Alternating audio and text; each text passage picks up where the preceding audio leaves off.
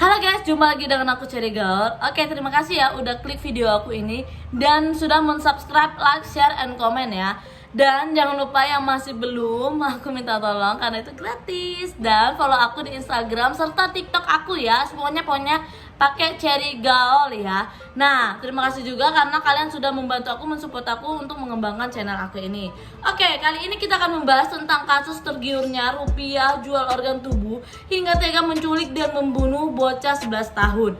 Dan ironisnya yang melakukan itu adalah kedua remaja yang masih berusia 14 tahun sampai 17 tahun. Nah, bagaimana sih kronologi kejadiannya? Sebelumnya aku akan membahas apa sih organ tubuh itu dan apa sih landas hukum di Indonesia ini tentang organ tubuh. Nah, organ tubuh adalah kumpulan jaringan yang memiliki satu fungsi atau lebih. Nah, berdasarkan letaknya, organ tubuh itu ada dua, yang di dalam sama yang di luar. Nah, kalau yang di dalam itu ada jantung, paru-paru, lambung, hati, ginjal, usus, dan lain-lainnya.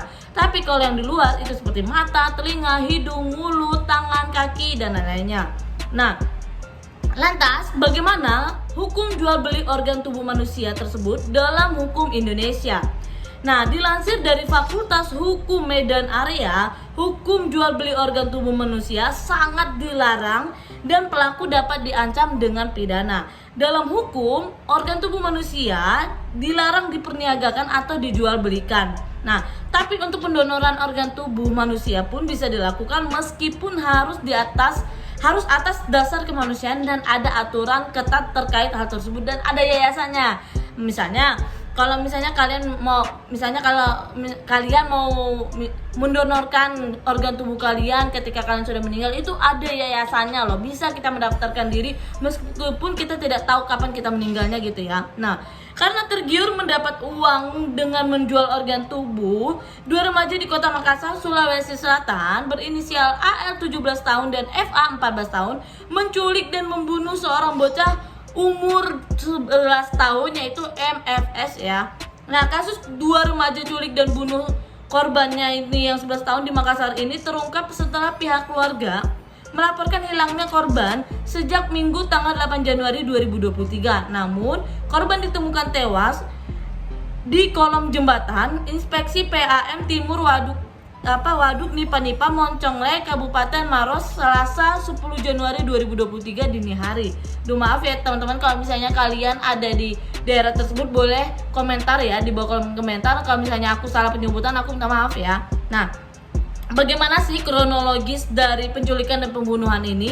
Kepala Polrestabes Makassar Komisaris Besar Bapak Budi Haryanto menjelaskan, menurut laporan keluarga korban pada hari Minggu tanggal 8 Januari 2023 saat petang bahwa korban dibawa oleh orang yang tak dikenal. Saat itu korban berada di depan toko di Jalan Batua Raya, Makassar. Nah, keluarga korban pun melaporkan kepada polisi pada Senin 9 Januari 2023 lagi. Saat mendapatkan laporan kehilangan, polisi mengecek lokasi yang diduga menjadi tempat kejadian perkara. Nah, menanyai saksi dan juga memeriksa CCTV toko tersebut atau minimarket tersebut ya. Nah, tidak lama kemudian setelah melakukan penyelidikan, tim Polsek Panakukang Makassar kemudian menangkap pelaku pada Selasa dini harinya. Kedua pelaku berinisial AL 17 tahun dan FA 14 tahun itu ditangkap di dua tempat yang berbeda di rumah mereka masing-masing. Nah, penangkapan kedua pelaku bisa dilakukan dengan cepat. Mereka itu tersorot CCTV ya. Diperoleh informasi bahwa korban diculik lalu dibunuh. Mayat korban dibuang di bawah jembatan di Jalan Inspeksi PAM di sekitar Waduk Nipa. Nah, setelah mendapat informasi tersebut, polisi lalu bergerak ke lokasi dan menemukan jenazah korban. Saat ditemukan, mayat korban itu sudah terbungkus menggunakan plastik sampah dengan kedua tangan yang terikat dan kedua kakinya juga terikat. Nah, pelaku hanya berbekal informasi dari internet. Oke, saat dihadirkan dalam jumpa pers kepolisian, AL sebagai pelaku utama mengatakan semula dirinya itu sudah lama sekali mendapatkan informasi di internet itu sekitar 1 tahun yang lalu. Nah, tentang penjualan organ tubuh manusia. Dia lalu berusaha menghubungi sebuah alamat surat elektronik. Al mencoba menghubungi dan menawarkan soal organ tubuh manusia. Nah, setelah itu Al menculik korban, lalu Al membawanya ke rumah. Tadinya Al itu mau menyerahkan utuh kepada orang yang berminat. Ternyata surat elektronik yang dikirim Al itu tidak berbalas. Karena bingung, Al lalu memanggil teman sekolahnya, kebetulan satu sekolah dan hanya berbeda kelas. Lalu mereka membunuh korban dengan cara mengikat kedua tangan kakinya, lalu mencekik serta membantingnya ke lantai. Dan aduh, benar-benar tragis ya ini ya. Usai membunuh, kedua pelaku mencari kantong plastik bekas sampah, lalu memasukkan korban ke dalam plastik tersebut. Pada minggu malamnya, jenazah korban kemudian dibawa menggunakan sepeda motor dan dibuang di kolong jembatan. Berdasarkan pemeriksaan polisi, korban meninggal dengan luka di leher akibat bekas cekikan dan kepala akibat benturan ya guys ya. Nah, saat melakukan aksinya, Al menyebut bahwa orang tuanya itu tidak berada di dalam rumah karena sedang menjaga warung. Nah, bagaimana sih bisa korban ini mengikuti pelaku ke rumahnya? Nah, korban diiming-imingi uang sejumlah 50.000. Aisyah, bibi korban, menuturkan pada hari kejadian, memang si korban ini berada di sebuah minimarket. Nah, korban bersama sepupunya si A yang masih berusia 12 tahun memang terbiasa mengisi waktu luang setelah menjadi kuli panggul ya di pasar Batuaraya ya. Nah, setelah itu mereka di siang harinya itu menjaga motor atau sebagai juru parkir. Nah, bibi korban mengatakan bahwa korban memang suka kerja apa saja untuk tambahan uang jajan. Korban angkat barang belanjaan di pasar, lalu ke Indomaret untuk jaga motor ya. Nah, walaupun kadang diberi uang atau tidak, namun korban tetap kerja karena memang dia suka bekerja gitu kan. Nah, aktivitas itu biasanya dia lakukan setelah selesai menjadi kuli angkut barang di pasar Batua pada pagi hari dan siang harinya. Menurut pengakuan sepupunya, sebelum penculikan terjadi, pelaku sudah melakukan pengamatan sejak pukul 16 WITA. Sekitar pukul 17.30 WITA, pelaku mendatangi keduanya lalu menawarkan pekerjaan membersihkan rumah dengan iming-iming 50.000. Tawaran itu membuat korban tertarik meski sepupunya atau si saksi ini sebenarnya sudah melarang dia agar tidak ikut ya. Nah, sepupunya sudah melarang dan bilang jangan, tapi korban mau karena ada uangnya. Lalu dia bawa pakai motor. Setelah itu sepupunya pulang dan langsung melaporkan kepada keluarga korban ya.